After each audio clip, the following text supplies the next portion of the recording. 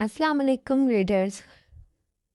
तो शुरू करते हैं हमारी कहानी, लेकिन उससे पहले आप हमारे चैनल को ज़रूर सब्सक्राइब करें। पर प्लीज़ दूर रहें मुझसे। नाबिया फ़खर खानज़ादा की गिरफ्त में कुछ मसाई। इसे ए लड़की ज़्यादा नखरे दिखाओगी तो बहुत पछताओगी। तुम्हारी आज रात की पूरी कीमत भरी है मैंने, इसलिए मुझे रोकने की कोशिश मत करना। कमरे में तरिश्तगी से हल्की सी रोशनी थी। आज रात भी फ़खर अपनी अय्याशी के लिए एक लड़की को लेकर आया था, मगर पूरी रात वो लड़की दर्द से कराहती रही और वो बार बार ये कहता रहा, तुम तो यूं कर रही हो जैसे पहली बार किसी मर्द की संगत से मुतारिफ हुई हो, हालांकि तुम्हारा तो काम ही यही है, इसीलिए मुझे नखरे मत दिखाओ। अपनी रात रंगीन करने के बाद फ़खर सो चुका था, मगर सुबह जब इसकी आंख खुली तो इसके होश उड़ गए। बेड की चादर इस लड़की के कवारेपन की गवाही दे रही थी। हालांकि वो पहले भी कई बार इस लड़की के साथ रातें गुजार चुका था। इसे हैरत का झटका लगा, लड़की कमरे में नहीं थी। वो जैसे ही कमरे से बाहर आया, सामने सोफे पर लड़की रोती हुई देखकर सर पर क़यामत टूटी, क्योंकि वो तो इसकी शराब के नशे में वो बुरी तरह से धुत था। रक्स ख़त्म हो चुका था। फ़खर कहने लगा, जमुना बाई, तुम्हारी लैला ने मुझे अपना मजनू बना के रख दिया है, इसे कहो कि मेरे साथ चले। फ़खर की नज़रों के सामने लैला का हसीन रूप छाया हुआ था, जिसे पहले भी कई बार वो अपने बंगले में ले जा चुका था। जमुना बाई कहने लगी, मेरी लैला के तो भाग खुल गए हैं, वो आपको अच्छी लग गई है। फ़खर कहने लगा, आज रात की कीमत बताओ। वो पिछले कई महीनों से इस कोठे पर आता था और सिर्फ लैला को ही अपने साथ लेकर जाता था। जमुना बाई ने कहा, 3 लाख। इसने जेब से पैसे निकाल कर फेंक दिए। फिर जमुना बाई ने लैला का दरवाज़ा खटखटाया और घूंघट में बाहर निकली। ये देखकर फ़खर को कुछ अजीब हैरत हुई, लेकिन इस वक्त नशे में था। इसकी कलाई पकड़े इसको अपने साथ गाड़ी तक ले आया। गाड़ी में बिठाकर गाड़ी चलाने लगा। आधी आंखें बंद थी और वो ड्राइव कर रहा था। जब गाड़ी में बैठी लैला ने कहा, गाड़ी आहिस्ता चलाएं, मुझे डर लग रहा है, अगर गाड़ी कहीं लग गई और मैं मर गई तो। फ़खर कहने लगा कि मैं ऐसे गाड़ी चलाता हूँ, नशे में भी हूँ, तब भी गाड़ी नहीं लगती। गाड़ी वाकई ही किसी से नहीं टकराई थी और बंगले के सामने जाकर खड़ी हो गई। हारन पर चौकीदार ने दरवाज़ा खोला। जैसे ही फ़खर गाड़ी से उतरा, वो लड़की भी उतर चुकी थी। इसका हाथ पकड़कर वो इसको अपने कमरे में ले गया, जहाँ का ख्वाबनाक माहौल था। जब से फ़खर के वालिद का इंतकाल हुआ था, इसका डर बिल्कुल ख़त्म हो गया था। अपने बाप से वो बहुत ज़्यादा डरता था। इनके सामने तो इसकी हिम्मत नहीं होती थी कि अपनी आंखें भी ऊंची कर ले। वो फ़खर को पुकारते थे तो इसकी जान निकल जाती थी। अपने बाप का सारा कारोबार वो संभालता था, लेकिन एक बात, एक एक रुपए का हिसाब लेते थे। वो चाहकर भी ये अय्याशियाँ नहीं कर सकता था, ना ही दोस्तों के साथ कहीं आता जाता था। हर चीज़ के लिए से बाप की इजाज़त लेनी पड़ती थी। इसकी ज़िंदगी के हर फैसले की डोरी इसके वालिद के हाथ में थी। लेकिन पिछले 6 महीनों पहले इसके वालिद को हार्ट अटैक हुआ और इनका इंतकाल हो गया। फ़खर को कुछ दिन तो बहुत दुख हुआ था। वो बहुत रोया भी। बाप था, जाहिर सी बात है, मोहब्बत में होती है। लेकिन 1 महीना बाद जब इसने अपनी चाहत का मज़ा चखा और सारे बैंक अकाउंट्स इसके अपने हाथ में आ गए, तब इसे लगा कि वाकई इसे खुशी मनानी चाहिए। पहली बार इसने अपने दोस्तों के साथ अय्याशियाँ की थी, लाखों रुपए लुटाए थे। बाप का बहुत सारा पैसा था इसके पास। जब दोस्तों ने देखा कि फ़खर खुद मुख्तियार हो गया है, तो इसे कोठे का रास्ता दिखा दिया। पहली बार जब लैला के साथ इसने वक्त गुजारा था तो बड़ा मुश्किल काम था इसके लिए, क्योंकि आज तक कभी किसी लड़की को देखा तक नहीं था।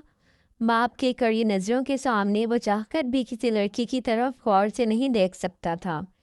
और फिर एक कमरे में लड़की के साथ रात गुजारना, वो बेहद नर्वस था एक मर्द होते हुए। लेकिन लैला ने इसकी सारी झिझक को एक ही रात में ख़त्म कर दिया था। लेकिन लैला के अलावा इसकी इतनी हिम्मत नहीं हुई थी कि किसी और लड़की के साथ ये सब करता, या यूं समझ लें कि इतना हौसला अभी खुला ही नहीं था। जी तो रीडर्स, अगर अभी तक आपने हमारा चैनल सब्सक्राइब नहीं किया तो हमारे चैनल को सब्सक्राइब ज़रूर कीजिएगा। काम कारोबार वो अच्छे से संभाल लेता था। बाप में अच्छी ट्रेनिंग की थी, इसमें कोई भी कोताही नहीं करता था। शादी का भी कोई मूड नहीं था, क्योंकि अभी तो ज़िंदगी को एंजॉय करना शुरू किया था। चाहता था कि अपनी ज़िंदगी की हर अय्याशी को पूरा करे। बाप ने गुनाह सवाब के चक्कर में इसे कुछ भी करने नहीं दिया था।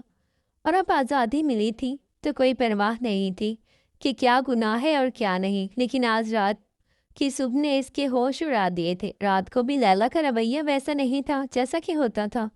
وہ اپنا آپ کبھی بھی فخر سے چھڑوانے کی کوشش نہیں کرتی تھی، بلکہ اس کا پورا پورا ساتھ دیتی تھی، لیکن آج رات اس کا احتجاج فخر کو مزید جدی کر چکا تھا۔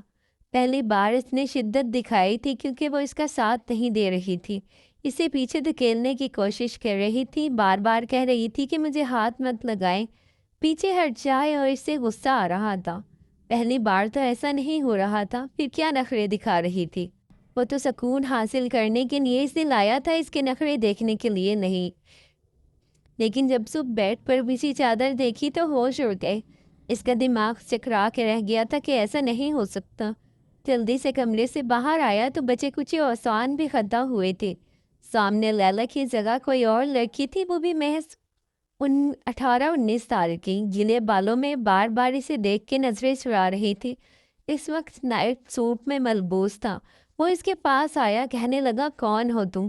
وہ لڑکی کہنے لگی آپ مجھے اپنے ساتھ لے کر آئے تھے۔ فخر کہنے لگا میں تمہیں کب لے کر آیا ہوں؟ میں تو لیلا کو لے کر آیا تھا نا۔ وہ کہنے لگی لیلا نے مجھے اپنے کپڑے پہنا کر بھیج دیا تھا، وہ نہیں آنا چاہتی تھی۔ لڑکی بار بار نظریں چرا رہی تھی۔ فخر کا تو دماغ سکرا کے رہ گیا تھا۔ بہرحال لڑکی لیلا سے زیادہ حسین تھی۔ کہنے لگا جمنا بائی نے بتایا نہیں کہ کوئی کماری لڑکی بھی اس کے کوٹھے پر آئی ہے، اور وہ تو ایسی انچھوئی لڑکی کے پیسے بھی بہت زیادہ لیتی ہے۔ انابیہ کہنے لگی دیکھیں میں اس قسم کی لڑکی نہیں ہوں۔ فخر اسے سر سے لے کر پاؤں تک دیکھ رہا تھا۔ بار بار رات کے لمحات اسے یاد آ رہے تھے۔ بلا شبہ وہ نشے میں دھت تھا، مگر اس کے باوجود جب وہ اس پر شدتیں لٹا رہا تھا، وہ لمحات اسے اچھے سے یاد تھے۔ کہنے لگا اچھا ایسی ویسی لڑکی نہیں ہو، پھر کوٹھے پر کیا کر رہی تھی؟ چلو اگر میں تمہیں کوٹھے سے لایا بھی تھا، اپنی گاڑی میں بٹھا کر اپنے گھر تک لایا، تو تم نے وہ سارا ڈرامہ کیوں نہیں رچایا جو اکثر لڑکیاں رچاتی ہیں؟ جمی نے زبردستی کوٹھے پر لایا جاتا ہے، یا پھر کوئی شخص زبردستی اپنے ساتھ لے کر جاتا ہے۔ تم تو بالکل راضی ہو کر میرے ساتھ گاڑی میں بیٹھی، میرے گھر تک آئی، اور رات کو بھی کوئی خاص مزاحمت تم نے دکھائی نہیں جیسا کہ لڑکیاں دکھاتی ہیں۔ اب میرے سامنے معصوم بننے کی نوٹنکی مت کرو۔ اس کی بات سن کر انابیہ سہم سی چکی تھی، آنکھوں میں آنسو لیے فخر کو دیکھنے لگی، وہ رونے لگی۔ فخر کچھ فاصلہ رکھ کر صوفے پر بیٹھ گیا تھا۔ کہنے لگی آپ مجھے بچا لیں، میں سچ کہہ رہی ہوں، میں بہت زیادہ ڈر چکی تھی، مجھے تو سمجھ ہی نہیں آ رہا تھا کہ میں کیسے ری ایکٹ کروں، اور آپ نے رات بھر میرے ساتھ جو کچھ کیا، آپ نے میری عزت تار تار کر دی۔ وہ بچوں کی طرح بلک بلک کر رو رہی تھی۔ وہ لڑکی واقعی ہی دیکھنے میں ایسی نہیں لگ رہی تھی۔ اسے یوں روتا دیکھ کر فخر تھوڑا پہلو بدل کر بیٹھا تھا۔ اسے تو سمجھ نہیں آ رہی تھی اس لڑکی سے ڈیل کیسے کرے۔ وہ کہنے لگا تم یہاں پر کیسے پہنچی؟ وہ کہنے لگی اپنے گھر سے بھاگ گئی تھی۔ فخر سامنے رکھے سگریٹ کے باکس سے سگریٹ نکال کے منہ میں رکھتا لائٹر سے جلایا۔ کہنے لگا اچھا، پھر لڑکی کو بڑے غور سے دیکھنے لگا۔ وہ فخر کی نظروں سے نروس ہو رہی تھی۔ کہنے لگا کسی لڑکے کا چکر تھا، کسی لڑکے کی محبت میں بھاگی تھی، اور پھر سارا وہی ڈرامہ کہ وہ لڑکا تمہیں استعمال کر کے یا تمہیں پیسوں کے عوض کوٹھے پر چھوڑ گیا۔ سگریٹ کا ایک کش لینے کے بعد دھواں ہوا میں چھوڑتا ہوا فخر بولا تھا۔ کہنے لگی نہیں، میں کسی سے محبت نہیں کرتی، وہ میرے چچا ہیں، میں ان کے پاس رہتی تھی، میرے والد کا انتقال ہو گیا تھا، وہ میری شادی ایک بڈھے سے کرنا چاہ رہے تھے، لیکن میں پہلے سے شادی شدہ ہوں۔ یہ سن کر فخر نے پھر سے غور سے دیکھا۔ کہنے لگا تم پہلے سے شادی شدہ ہو؟ میں نہیں مانتا۔ کہنے لگی میں تو کہہ رہی ہوں کہ میں پہلے سے شادی شدہ ہوں، آپ کیوں نہیں مان رہے؟ کہنے لگا پھر اپنے شوہر کے پاس کیوں نہیں رہتی؟ کہنے لگی میں نہیں جانتی وہ کہاں ہے، کون ہے، اس کو ملنے تو شہر آئی تھی، لیکن جمنا بائی کی گاڑی سے ٹکرا گئی اور وہ مجھے اپنے کوٹھے پر لے گئی۔ بہت بری عورت ہے، بار بار مجھے کہتی تھی کہ رقص کرنا سیکھو، لیکن میں یہ سب نہیں کر سکتی تھی۔ میں نے اسے بتایا بھی تھا کہ میں اپنے شوہر کو ڈھونڈنے آئی ہوں، لیکن اس نے میری ایک نہیں سنی۔ البتہ لیلا اچھی لڑکی ہے۔ میں 2 دن سے روئے جا رہی تھی اور لیلا کے کمرے میں ہی تھی جب آپ نے لیلا کا सौदा किया तो लैला कहने लगी कि ये लड़का बहुत अच्छा है, तुम्हारी मदद कर देगा। ऐसा करो कि मेरे कपड़े पहनकर तुम चली जाओ। लेकिन आपने तो रात को मेरी कोई बात ही नहीं सुनी। ये कह के वो आंसू बहाने लगी। आपने मुझे बर्बाद कर दिया, खुदा के लिए मुझे वापस वहाँ छोड़कर ना आइएगा। वो लड़की काफ़ी बेवकूफ़ और मासूम किस्म की थी। फ़खर को समझ नहीं आ रहा था कि क्या करें और क्या ना करें। लड़की वाकई शरीफ थी और रात शराब के नशे में और जिस कदर बहका हुआ था और नाइट बल्ब की रोशनी में तो ठीक से देख भी नहीं पा रहा था कि लैला है या कोई और। लेकिन रात इसकी बेहद अच्छी गुजर गई थी, लैला से ज़्यादा अच्छी। लेकिन जानता था कि जमुना बाई से पंगा लेना आसान नहीं। वो लड़की के हाथ जुड़े हुए हाथ देख रहा था। वो रोई जा रही थी। मुझे वापस वहाँ छोड़कर ना आए, मैं आपके घर में मुलाजमत कर लूँगी, काम कर लूँगी, लेकिन मुझे वहाँ नहीं जाना। पता नहीं क्यों फ़खर को इस पर तरस आ गया था। इसी वक्त इसके मोबाइल पर जमुना की कॉल आने लगी। कहने लगी वो गलती से दूसरी लड़की आपके पास चली गई थी, आप इसे छोड़ जाएं। यूँ तो इसके मैंने 6 लाख रखने थे क्योंकि वो बिल्कुल कुमारी थी, लेकिन बहरहाल आपसे सौदा तय हो चुका था, इसीलिए मैं आपसे ज़्यादा नहीं मांगती। जैसे इसे इस बात का बड़ा अफसोस हुआ था, फ़खर कहने लगा, देखो मुझे ये लड़की पसंद आ गई है, तुम इसकी कीमत बताओ, मैं इसे ख़रीदना चाहता हूँ। जमुना कहने लगी, लेकिन मैं इस लड़की को बेचना ही नहीं चाहती। अरे अभी तो ये भरपूर जवान है, मैं कई साल इसे कैश कर सकती हूँ। आप मेरी लड़की वापस छोड़ कर जाएं। फ़खर कहने लगा, देखो वो लड़की मुझे बता चुकी है, वो तुम्हारी गाड़ी से टकराई थी। अगर मैं चाहूँ तो पुलिस को सारी बात बता सकता हूँ। लड़की वैसे भी तुम्हारे पास रहना नहीं चाहती, इसीलिए तुम पर अच्छा खासा केस हो सकता है। फ़खर जमुना बाई को अच्छे तरीके से डरा चुका था। वो कहने लगी, नहीं नहीं, मुझ पर केस मत करना, ऐसा करो इस लड़की को रख लो, वैसे भी ये मेरे किसी काम की नहीं है। जब से आई है नाक में दम करके रखा है, रो रो के मेरा कोठा सर पे उठा रखा है। फ़खर ने फ़ोन बंद कर दिया। कहने लगा, क्या क्या काम आता है तुम्हें? अनाबिया कहने लगी, सब कुछ आता है, बर्तन धो देती हूँ, खाना बना लेती हूँ, झाड़ू पोछा कर दूंगी। वो कहने लगा, देखो झाड़ू पोछा के लिए मुलाजमा आती है। हाँ अलबत्ता, खाना अच्छा नहीं पकाती। खाना तुम भी बना दिया करना, बर्तन भी धो दिया करना। वो कहने लगी, ठीक है साहब, जो आप कहेंगे मैं कर दूंगी, लेकिन आप मेरे शोहर को ढूंढ देंगे। फ़खर कहने लगा, हाँ बताओ, कोई नाम पता है तुम्हारे पास? कहने लगी, नहीं नाम तो मुझे नहीं पता, बचपन में बस अंगूठा लगवाया था, निकाह नामे पे मैं इसका नाम नहीं जानती। वो कहने लगा, कोई पता है तुम्हारे पास इसका? कहने लगी, नहीं पता भी नहीं है। वो कहने लगा, अच्छा तो फिर कोई तस्वीर दे दो, इसे देखकर ही कुछ ढूंढने की कोशिश करूँगा। कहने लगी, मैंने इसे देखा तक नहीं, मुझे क्या पता। फ़खर को इस लड़की की अकल पर अफसोस हुआ था, अजीब लड़की थी। कहने लगा, तुम्हें ये बात तक नहीं पता तुम्हारा निकाह किसके साथ हुआ है? तुमने लड़के को देखा तक नहीं, इसके बारे में कुछ जानते भी नहीं हो और शहर में इसे ढूंढने आ गई। ये सुनकर वो लड़की फिर से रोने लगी। कहने लगी, आपको बता तो दिया कि मेरी चच्ची मेरे निकाह पर निकाह कर रही थी, वो भी बुढ़े से। भागती नहीं तो और क्या करती।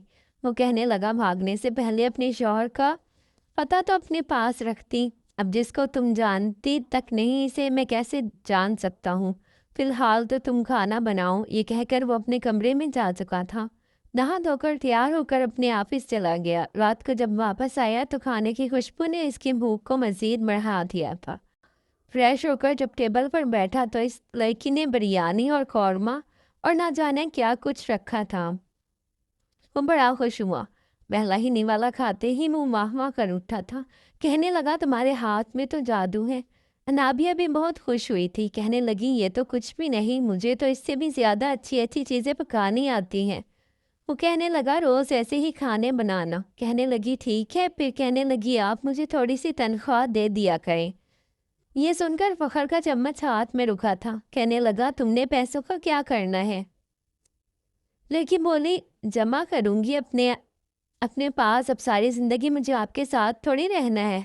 आप कोई मेरे शौहर थोड़ी हैं, ज़ाहिर सी बात है मुझे अपने बारे में भी तो सोचना है। मैंने सुना है शहर में काम करने के बहुत से पैसे मिलते हैं। आई। वो कहने लगा تم کہاں سے آئی ہو؟ کہنے لگی گاؤں سے۔ فخر کہنے لگا کیا نام ہے تمہارے گاؤں کا؟ اس بار انابیہ کچھ چپ سی ہو گئی، پھر اس نے دوسرے گاؤں کا نام بتا دیا۔ جب فخر نے اس کا نام پوچھا تو کہنے لگی میرا نام نور بانو ہے۔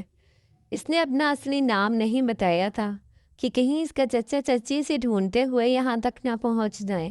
کھانا کھانے کے بعد وہ کہنے لگا دیکھو تم ایسا کرو کہ اتنا بڑا گھر ہے، گھر کے اندر ہی کسی ایک کمرے میں سو جایا کرو، کوارٹر میں مت سویا کرو، اور کوئی تم سے پوچھے کہ تم کون ہو تو ایسے ہی جھوٹ بول دینا کہ تم میری کزن ہو۔ یہ سن کر وہ خوش ہو گئی۔ سامنے گیسٹ روم تھا، وہاں وہ جا کر سو گئی۔ اگلے روز فخر جب آفس جانے لگا تو کہنے لگی سنے صاحب جی۔ وہ کہنے لگا کیا ہوا؟ کہنے لگی میرے پاس کپڑے نہیں ہیں، اگر آپ کو اعتراض نہ ہو تو میری تنخواہ میں سے کچھ ایڈوانس پیسے دے دیں یا پھر مجھے کپڑے لا دیں، میری تنخواہ میں سے کاٹ لیجیے گا۔ فخر کہنے لگا اچھا ٹھیک ہے، آپ آفس سے واپس آتے ہوئے میں تمہیں کپڑے لا دوں گا۔ بہرحال رات کو آفس سے آتے ہوئے وہ اس کے لیے سلائی کپڑے اٹھا کر لے آیا تھا اور وہ اسی میں خوش ہو گئی تھی۔ جتنی معصوم تھی اس قدر ہی بے وقوف تھی۔ ایک بار کپڑے استری کرنے والی ملازمہ نے چھٹی کر لی۔ فخر نے کہا کہ ایسا کرو میرے کپڑے پریس کر کے میرے کمرے میں رکھ دینا، میں نہانے کے لیے جا رہا ہوں۔ وہ کہنے لگی صاحب جی ٹھیک ہے۔ وہ کپڑے پریس کر کے جیسے ہی کمرے میں آئی تو عین اسی وقت فخر بھی نہا کر تولیہ باندھے باہر آیا تھا۔ فخر کو تولیے میں دیکھ کر وہ بری طرح سے گڑبڑائی تھی، اپنی آنکھوں پر ایک ہاتھ رکھ لیا تھا۔ میں نے کچھ نہیں دیکھا جی، سچ میں نے کچھ نہیں دیکھا۔ فخر خود بھی کچھ تذبذب کا شکار ہوا تھا۔ اس کے ہاتھ سے اپنے کپڑے پکڑے کہنے لگا جاؤ باہر۔ وہ ویسے آنکھوں پہ ہاتھ رکھے اس کے کمرے کے دروازے تک پہنچی تھی۔ اسے لگا شاید ابھی بھی کمرے کا دروازہ نہیں آیا، اسی لیے دھاڑ سے سر دروازے پہ لگا تھا۔ کیونکہ آنکھوں پر ہاتھ رکھا ہوا تھا سر پہ اچھی خاصی چوٹ لگی تھی، لیکن پھر آنکھیں کھول کر جلدی سے دروازہ کھول کے باہر نکل گئی۔ پاگل بے وقوف اندھی کہیں کی۔ فخر منہ میں بڑبڑایا تھا۔ بہرحال کپڑے تبدیل کر کے جب باہر آیا تو وہ ناشتہ لگا رہی تھی لیکن نظریں نہیں اٹھا رہی تھی۔ فخر نے بھی ناشتہ کیا اور اپنے آفس میں چلا گیا، لیکن وہاں اس کے لیے ایک اور دھماکے دار خبر موجود تھی۔ جیسے ہی وہ اپنے آفس میں داخل ہوا اس کی سیکرٹری کہنے لگی سر آپ کے والد کے وکیل آئے ہیں۔ وہ کہنے لگا کہ کیا مطلب، کیوں آئے ہیں؟ کہنے لگی پتہ نہیں، کہتے ہیں کہ آپ سے بات کرنی ہے۔ فخر نے کہا اچھا ٹھیک ہے، میں وکیل کو میرے پاس آفس میں بھیج دیں۔ جیسے ہی وکیل سامنے کرسی پہ بیٹھا کہنے لگا پچھلے 4 مہینوں سے آپ میز سے 25 لاکھ روپے بینک سے نکال چکے ہیں۔ فخر کے ماتھے پر بل پڑے تھے۔ کہنے لگا آپ کون ہوتے ہیں پوچھنے والے؟ وہ کہنے لگے جہاں تک میں نے خود پوچھ گچھ کی ہے یہ 25 لاکھ روپے آپ کے کاروبار کی انویسٹمنٹ میں نہیں لگے۔ فخر کو اس بات پر غصہ آیا، کہنے لگا آپ ہوتے کون ہیں میرے معاملات میں ٹانگ اڑانے والے؟ وہ کہنے لگا آپ کے والد کی وصیت تھی، جتنے پیسے آپ خرچ کر سکتے تھے اس سے زیادہ آپ اپنے اکاؤنٹ سے نہیں نکال پائیں گے۔ یہ سن کر وہ سیدھا ہو کر بیٹھا تھا۔ کہنے لگا کیا مطلب ہے؟ میرے باپ کی وصیت ہو؟ کہنے لگا کہ آپ کا نکاح آپ کے والد نے چند سال پہلے کیا تھا اپنے ایک دوست کی بیٹی سے، اور اس پہ لکھا ہے کہ ان کی باقی جائیداد سب کچھ ان کی بہو کے نام ہے، اور جب تک آپ کے بینک چیک پر سائن نہیں کرے گی آپ مزید پیسے نہیں نکلوا سکتے۔ یہ سن کر فخر کے ہوش اڑ کر رہ گئے۔ وہ تو بولا بیٹھا تھا کہ اس کے باپ نے 4 سال پہلے اس کا نکاح کروایا تھا، اور وہ بھی زبردستی اپنے بیمار دوست کے خواہش پر۔ اس کا نکاح ان کی بیٹی سے ہو گیا تھا۔ وکیل نے کہا جب تک آپ اپنی بیوی کو اپنے گھر میں نہیں لاتے اور وہ آپ کے چیک پر سائن نہیں کرے گی، آپ کو دوسرے اخراجات کے لیے پیسے نہیں مل سکتے، اور جو پیسہ آپ کے کاروبار میں انویسٹ ہے وہ آپ نکال نہیں سکتے۔ وکیل کی باتوں نے تو جیسے فخر کے سر پر بم پھوڑا تھا۔ کہاں سے ڈھونڈتا وہ اس لڑکی کو؟ وہ تو زندگی میں پہلی اور آخری بار اس گاؤں گیا تھا۔ سمجھ نہیں آ رہی تھی کہ اس کے باپ نے مرنے کے بعد بھی اس پر اتنی زیادہ پابندیاں کیوں لگائی تھی۔ صرف زندگی کے 6 مہینے ہی اس نے عیش کیے تھے اور چند مہینوں میں 25 لاکھ اڑا چکا تھا۔ اب اس کے پاس کچھ نہیں بچا تھا۔ بڑے پریشان ہو کر وہ گھر واپس آ رہا تھا۔ سمجھ نہیں آئی تھی کہ اب کیا کرے۔ اتنے سارے ملازمین رکھ چکا تھا، انہیں پیسے کہاں سے دے گا؟ کیونکہ جو بھی کمائی تھی سیدھی اکاؤنٹ میں جاتی تھی، اور اکاؤنٹ سے पैसे वो तब तक नहीं निकाल सकता था जब तक इसकी अनदेखी बल्कि जो ज़बरदस्ती इसकी बीवी बनी बैठी थी, इसका साइन इसकी चेक बुक पर ना हो जाए।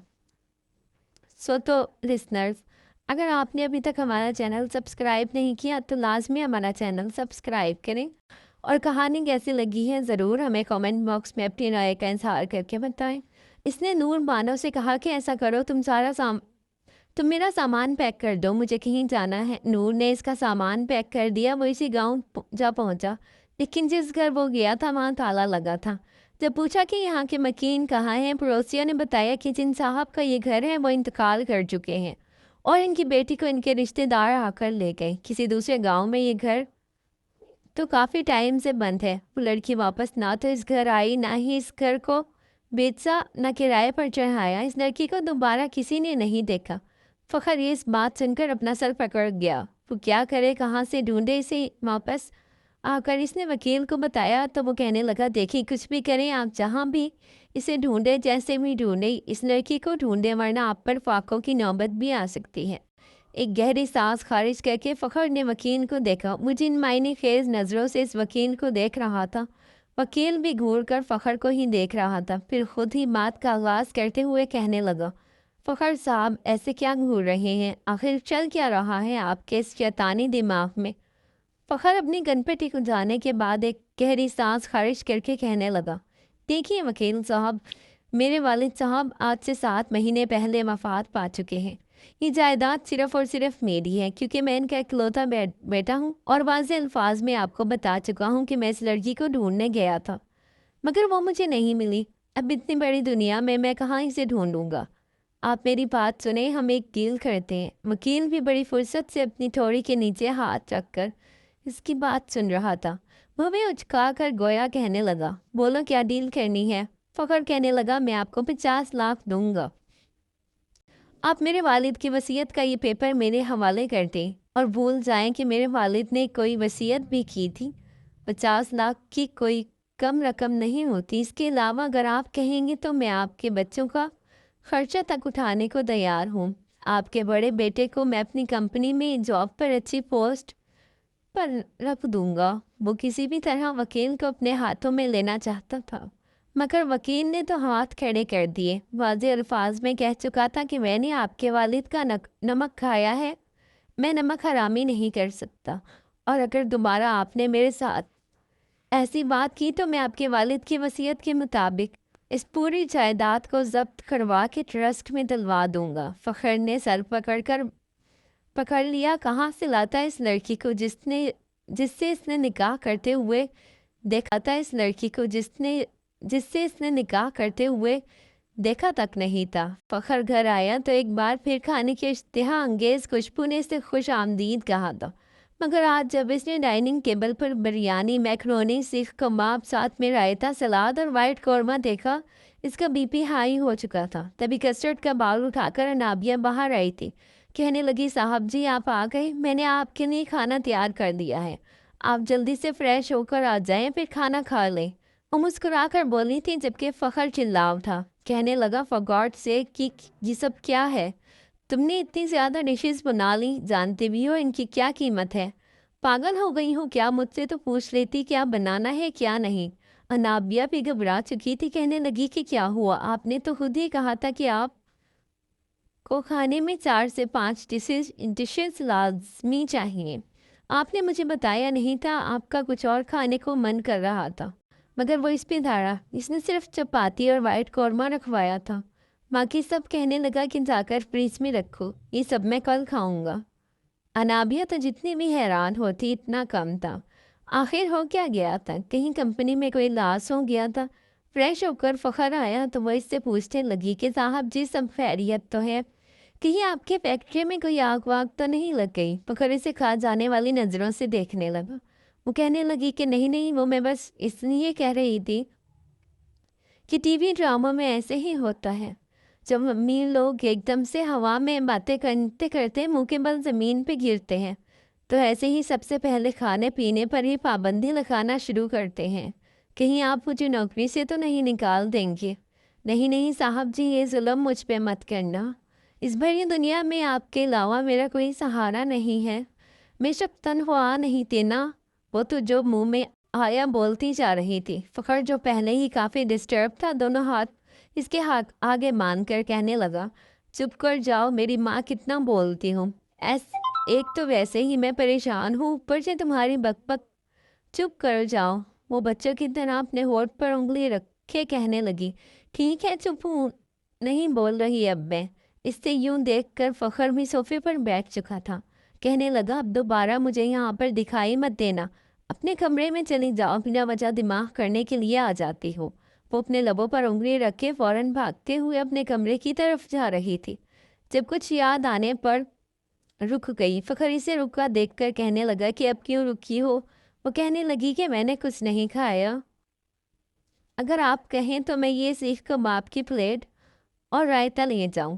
فخر اس سے پہلے کہ جواب دیتا اس نے پہلے ہی وہ پلیٹ اٹھا کر کمرے میں پہنچ چکی تھی اور دروازہ دھڑام سے بند کر گئی۔ کہیں نہ کہیں سے تو اسے اپنی خواہش پوری کرنی تھی۔ دھیرے دھیرے اس نے سارے ملازمین کو نکال دیا جو پیسے گھر پڑی تھے، انہیں تنخواہیں دی تھی۔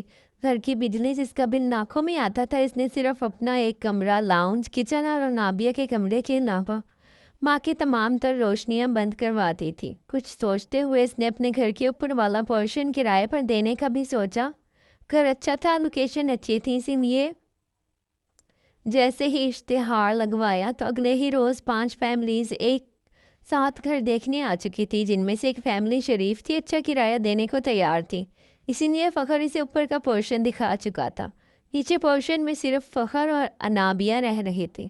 فخر کافی چپ چپ رہنے لگا تھا۔ شام جب آفس سے گھر آیا تو گھر میں قدم رکھتے ہی سامنے کا منظر دیکھ فخر کے قدم وہیں رک چکے تھے، کیونکہ سامنے انابیہ پودوں کو پانی دے رہی تھی، ہاتھ میں پائپ پکڑے کیاریوں میں پانی دے تو رہی تھی، مگر اس نے اپنے کپڑے بھی گیلے کر رکھے تھے۔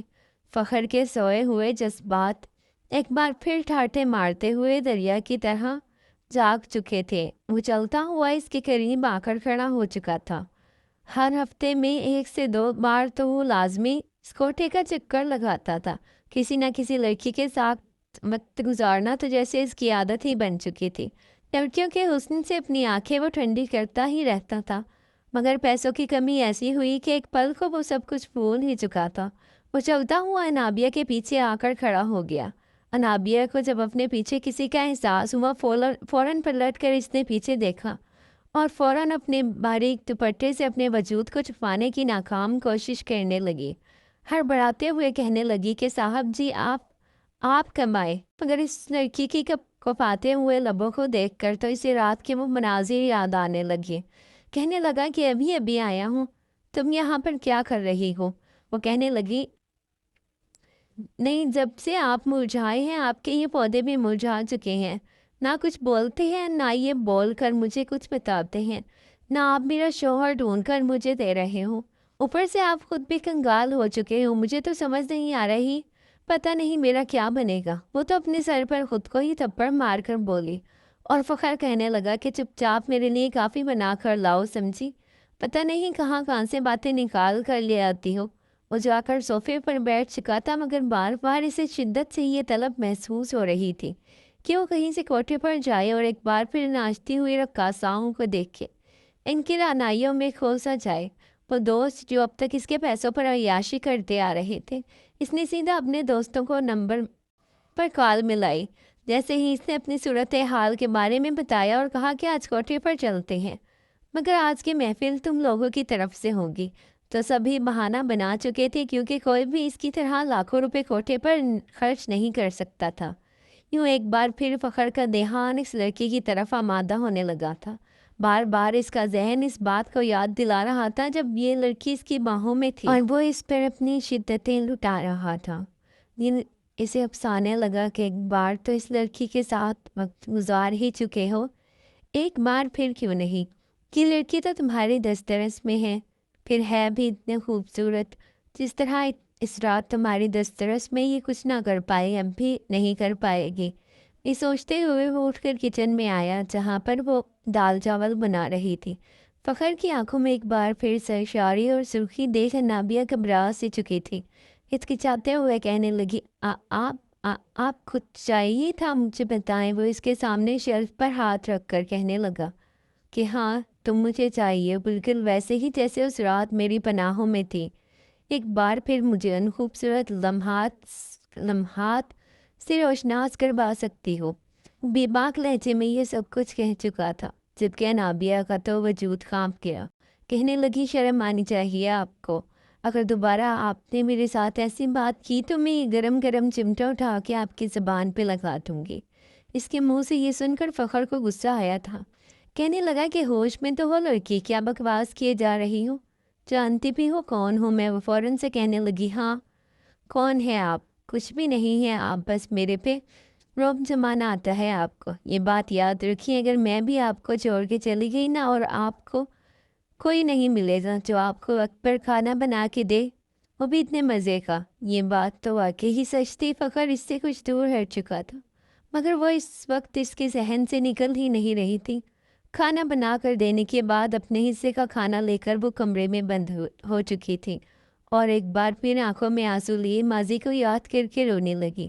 جب اس کا نکاح ہوا تھا مگر وہ ایک بار بھی اپنے دولہے کو دیکھ نہیں پائی تھی۔ اس کے والد بیمار تھے جب انہوں نے اس کی شادی کروائی تھی، اور اب نہ جانے وہ کس کے نکاح میں بندھی ہوئی تھی۔ یہ گہری سانس خارج کر کے وہ یہ سب کچھ سوچتی آنکھیں موند گئی تھی۔ وہیں دوسری جانب فخر کمرے میں جا کر لیٹ چکا تھا، سگریٹ پر سگریٹ پیے جا رہا تھا، مگر بار بار اس کا حسین سراپا اس کے ذہن میں آ رہا تھا۔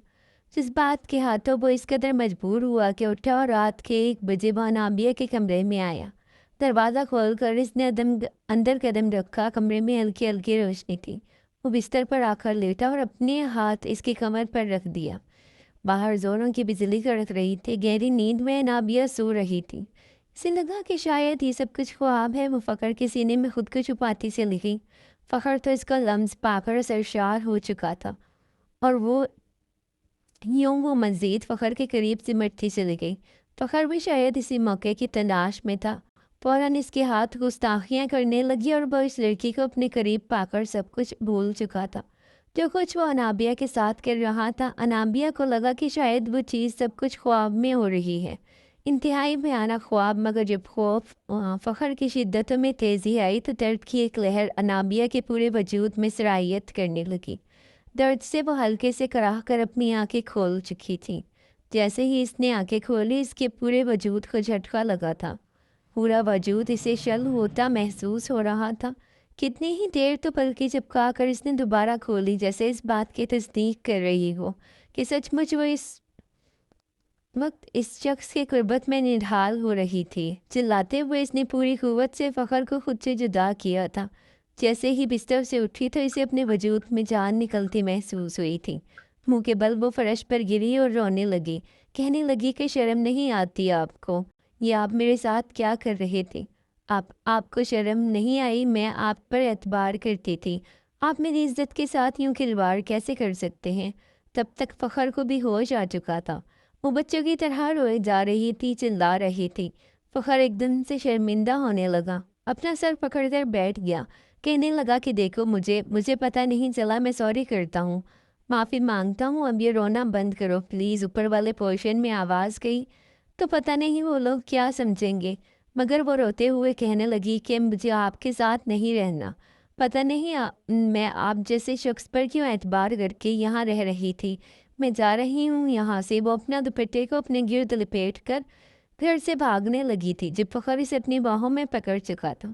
وہ بچوں کی طرح اپنے ہاتھ پاؤں مار کر خود کو چھڑوا رہی تھی اور وہ اس کے پیٹ پر ہاتھ رکھ کر اسے اٹھا کر واپس گھر میں لایا تھا۔ کہنے لگا کہ چپ چاپ، بالکل چپ، خبردار جو تم نے ایک لفظ بھی اپنے منہ سے نکالا تو ایک دفعہ جب میرے ساتھ وقت گزار چکی ہو تو دوسری بار بھی گزارنے میں کیا ہو جائے گا؟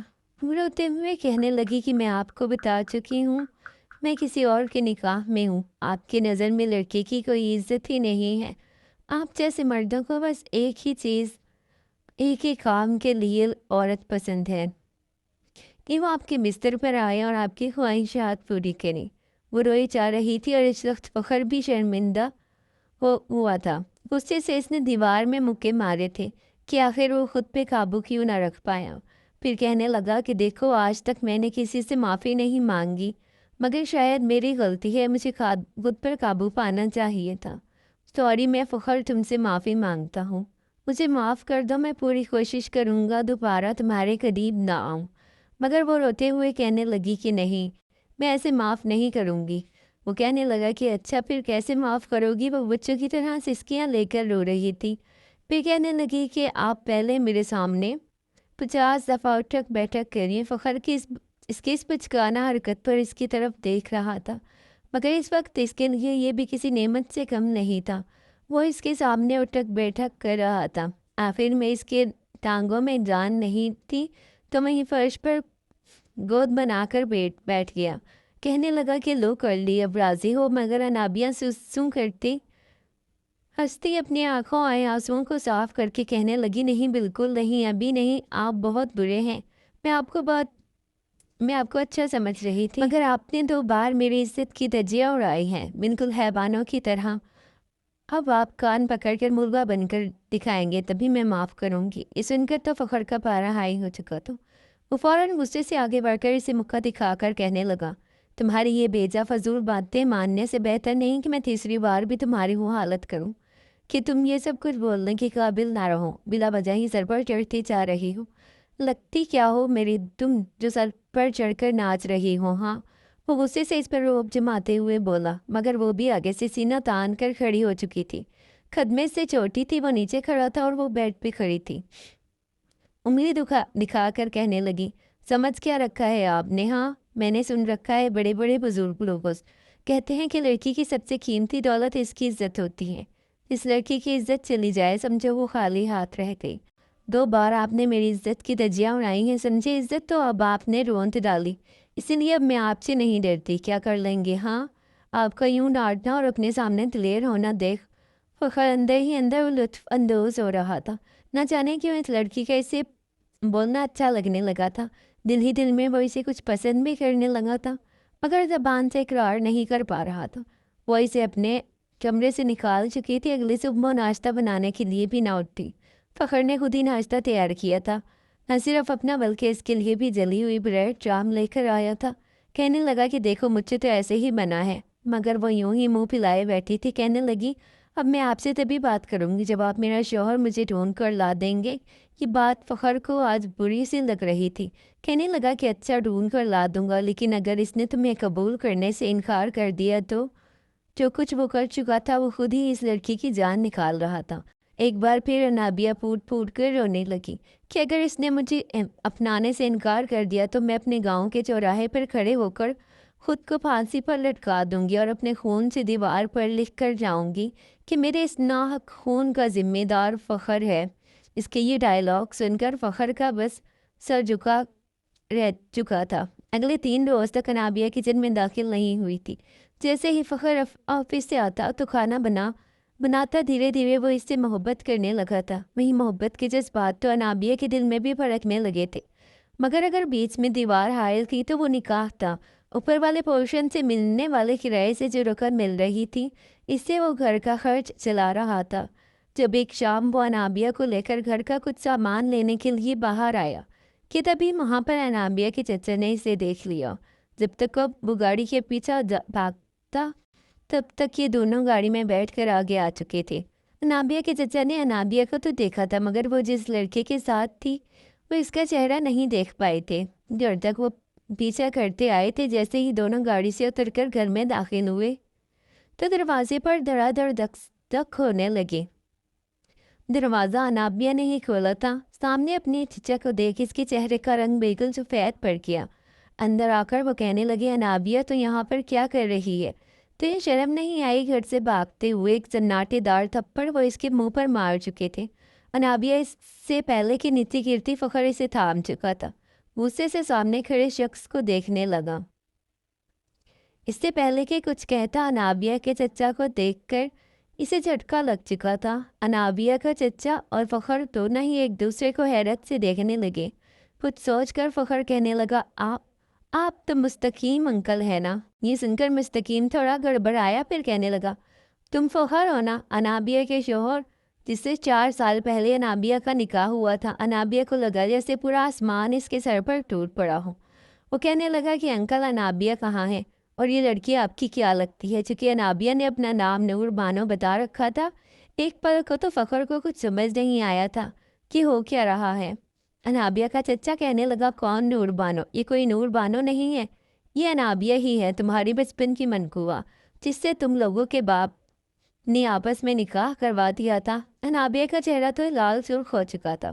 ایک ایک لمحہ اسے یاد آنے لگا جب وہ فخر کے ساتھ گزار چکی تھی۔ فخر ہی اس کا شوہر تھا۔ فخر کی تو خوشی کی کوئی انتہا ہی نہیں تھی۔ انابیہ کو دیکھ کر اس کے چہرے پر جیسے بہار لوٹ آئی تھی۔ جس لڑکی کو وہ ڈھونڈ رہا تھا وہ تو اس کے گھر میں ہی موجود تھی۔ مستقیم کہنے لگا کہ اس لڑکی کو میرے حوالے کر دو، میں اس نکاح کو نہیں مانتا۔ بچپن میں وہ کاغذی رشتہ انگوٹھے کی چاپ سے طے ہوا تھا۔ لڑکی کو بالکل اندازہ نہیں تھا کہ اس کا نکاح ہو رہا ہے، اسی لیے نکاح خود بخود ختم ہو چکا ہے۔ مستقیم صاحب کسی بھی طرح اسے وہاں سے لے کر جانا چاہتے تھے، مگر فخر نے اس کا ہاتھ پکڑ لیا۔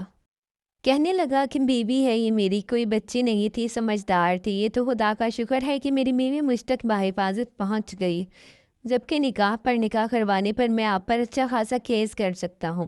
مستقیم صاحب گھبرائے تھے۔ انابیہ کو ایک نظر دیکھنا چاہا مگر وہ فخر کے پیچھے چھپ چکی تھی۔ مجبوراً انہیں وہاں سے جانا پڑا۔ دونوں تو اتنی دیر خاموشی سے ایک دوسرے کو دیکھتے رہے اور اگلے ہی پل مسکراتے ہوئے فخر کے سینے سے لگ چکی تھی اور پھوٹ پھوٹ کر رونے لگی۔ کہنے لگی، میں آپ کی بیوی تھی تو آپ میرے شوہر تھے، یہ تو بالکل فلمی سین نہیں ہو گیا؟ نہ آپ نے مجھے پہچانا نہ میں نے آپ کو۔ فخر نے اس بات پر مسکرا دیا۔ نہ جانے کیوں اس کی آنکھوں میں آنسو آ چکے تھے۔ شاید اس نے انابیہ سے جس قدر محبت کی تھی اسی لیے وہ اسے مل چکی تھی۔ وہ اسے سینے میں بھینچ کر لگائے ہوئے اس کے بولے ہوئے جھوٹ کو یاد کر کے اس کی کمر میں ایک مکہ مار چکا تھا۔ کہنے لگا، جھوٹ کیوں بولا تھا کہ تمہارا نام نور بانو ہے اور گاؤں کا نام بھی غلط بتایا تھا؟ جی تو چاہ رہا ہے کہ تمہیں ایسی سزا دوں کہ بس تمہارے لیے بستر سے ہلنا بھی دوبر ہو جائے۔ اگر تم سچ بتا دیتی تو شاید میں پہلے ہی جان لیتا کہ تم میری بیوی ہو۔ پہلے جو وہ روئی جا رہی تھی پھر ایک دم سے جدا ہو گئی، پھر چہرے پر سنجیدگی تھی۔ فخر کہنے لگا کہ اب کیا ہوا؟ وہ منہ سے جا کر کہنے لگی، میں نے بالکل بھی یہ امید نہیں کی تھی کہ میرا شوہر ایسا نکلے گا۔ کوٹھے پر جاتا ہوگا، لڑکیوں کے ساتھ تعلق بناتا ہوگا، اور پتہ نہیں میرے سے پہلے کتنی لڑکیوں پر یہاں پر آئی ہوں گی۔ یہ تو آپ کے والد نے میرے سائن کے بغیر رقم نکلوانے پر پابندی لگا دی، ورنہ آپ تو اب تک نہ جانے کتنی لڑکیوں کے ساتھ یہاں یہ سوچ کر وہ چہرہ چھپا کر ایک بار پھر پھوٹ پھوٹ کر رونے لگی اور فخر کا جی چاہا کہ وہ چلو پر پانی میں ڈوب مرے۔ واقعی اس نے غلط تو کیا تھا، مگر جب سے یہ لڑکی اس کی زندگی میں آئی تھی اس نے دوبارہ کسی کی طرف آنکھ اٹھا کر نہیں دیکھا تھا۔ محبت واقعی انسان کو سدھار دیتی ہے، اور انابیہ کی محبت نے اسے سدھار دیا تھا۔ ایک گہری سانس خارج کر کے کہنے لگا کہ مجھے معاف کر دو۔ پتہ نہیں کیسے، شاید ماں نہیں تھی نا میری جو میری تربیت کرتی، مجھے سمجھاتی، باپ جو سمجھاتا تھا بس دوستوں کی باتوں میں آ کر مجھے یہی لگتا تھا کہ میرا باپ میرا دشمن ہے، مگر شاید وہ ٹھیک کہتے تھے۔ مجھے معاف کر دو۔ وہ اس کے آگے ہاتھ جوڑ گیا تھا۔ انابیہ بس نفی میں سر ہلا کر وہاں سے آگے بڑھ چکی تھی۔ انابیہ نے سائن کیے تھے تو ایک بار پھر فخر کے بینک اکاؤنٹس بحال ہو چکے تھے۔ سب کچھ معمول پر آ چکا تھا۔ دھیرے دھیرے دونوں کی محبت بھی پرمان چڑھنے لگی تھی اور سارے گلے شکوے ختم کرتے ہوئے دونوں ایک دوسرے کی محبت کے ساتھ زندگی گزارنے میں آگے بڑھنے لگی۔ شادی کے 3 سالوں میں انابیہ جڑواں بچوں کی ماں بن چکی تھی، مگر آج بھی اس کی بے وقوفیوں کا یہ عالم تھا کہ اگر اس کا بچہ روتا تو خود بھی ساتھ ہی بیٹھ کر رونے لگتی۔ بچوں کا سول ایگ تو خود ہی کھا جایا کرتی تھی اور فخر اسے آنکھیں دکھا کر رہ جاتا کہ تم میرے بچوں کو بھوکا مار دو گی، مگر وہ جیسی بھی تھی سی ایسی ہی شرارتی اچھی لگتی تھی۔ جی تو ریڈرز، اگر آپ کو ہماری آج کی کہانی پسند آئی ہے تو ہمارے چینل کو سبسکرائب کریں، ویڈیو کو لائک کریں اور کامنٹ باکس میں اپنی رائے کا اظہار ضرور کیجیے گا۔ جلد ہی ملیں گے اسی طرح کی ایک اور اچھی اور بہترین کہانی کے ساتھ، تب تک کے لیے اللہ حافظ۔